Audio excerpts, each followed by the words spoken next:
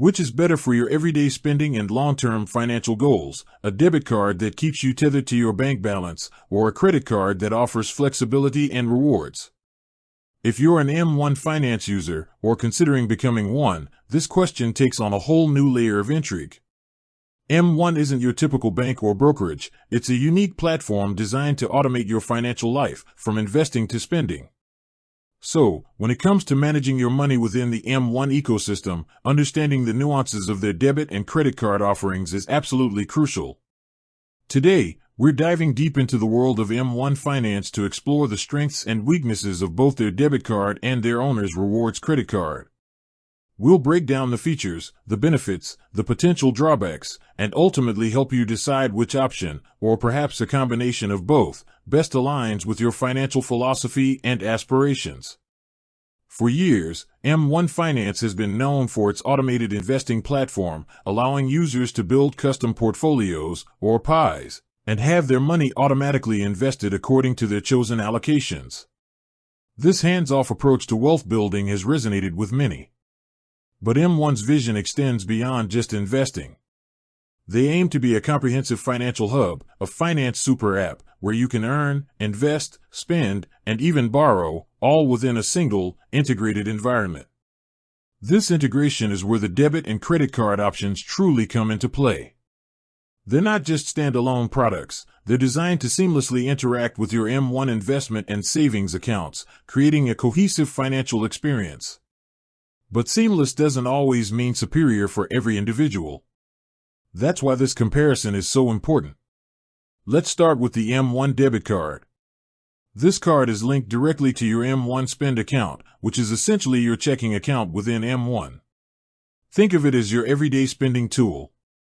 When you use your M1 debit card, funds are pulled directly from your M1 spend balance. This means you're spending money you actually have, which can be a huge benefit for budget-conscious individuals or those who want to avoid debt.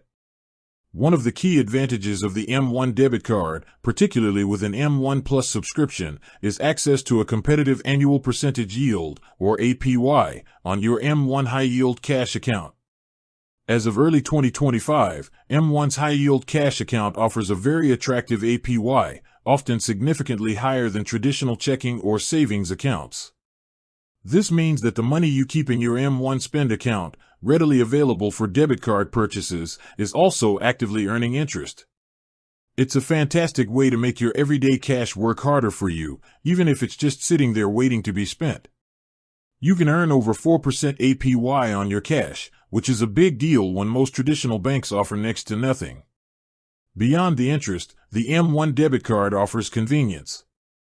It's a Visa debit card, so it's widely accepted anywhere Visa is, both online and in-store. M1 also boasts no ATM fees, often refunding surcharges up to a certain amount per month, which is a nice perk for those who frequently use ATMs. It also offers features like online banking and a mobile app for easy management. For those who prioritize simplicity and debt avoidance, the M1 debit card provides a straightforward and efficient way to manage daily expenses while potentially earning a respectable return on their cash. However, the M1 debit card, like all debit cards, has its limitations. The most obvious is that it doesn't help you build credit history. Your credit score is a crucial factor in many financial aspects of your life, from getting a loan to renting an apartment. Since debit card transactions don't report to credit bureaus, they won't positively impact your score. If you're new to credit or actively working to improve your creditworthiness, relying solely on a debit card might not be the most strategic move.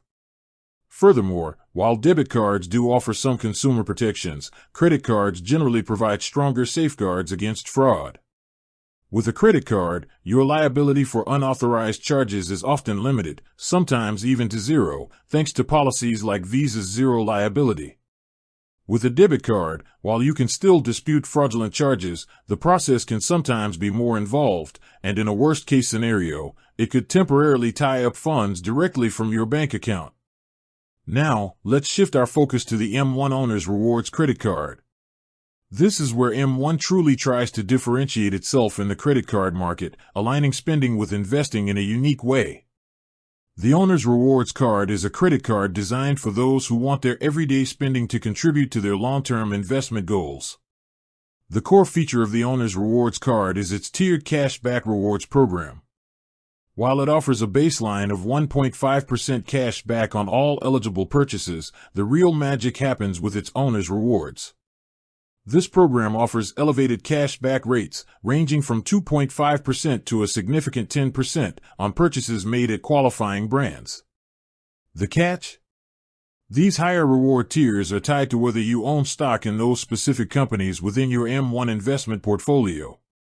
For example, if you own shares of, say, Starbucks through your M1 Pi, you could earn 5% cash back on your Starbucks purchases. If you own Netflix stock, you might get 10% back on your Netflix subscription.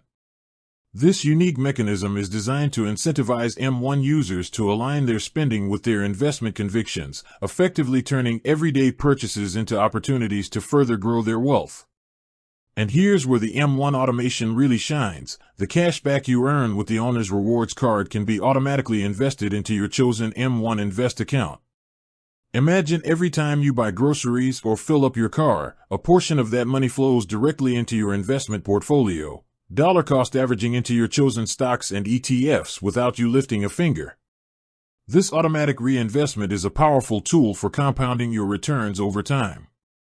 Beyond the unique reward structure, the Owner's Rewards Card comes with standard Visa signature benefits.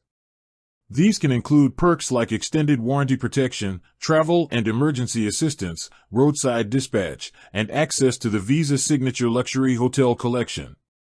It also carries a $0 annual fee, which is always a welcome sight. However, the M1 Owner's Rewards Card isn't without its considerations. One notable limitation is the monthly cap on rewards. While the tiered cashback rates can be very attractive, there's a maximum of $200 in aggregate cash back per calendar month.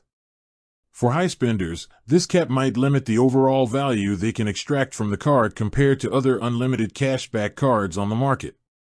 Another point to consider is the gimmicky nature, as some users describe it, of needing to own specific stocks to unlock the higher reward tiers. While it aligns with M1's investment philosophy, it might not be ideal for everyone. If you don't actively invest in individual stocks or prefer a more diversified, hands-off approach to investing, you might find the higher reward tiers less accessible or less relevant to your financial strategy. And some users have reported issues with customer service or difficulty with fraud protection, though these are anecdotal and can vary. With that said, thanks for watching and until next time.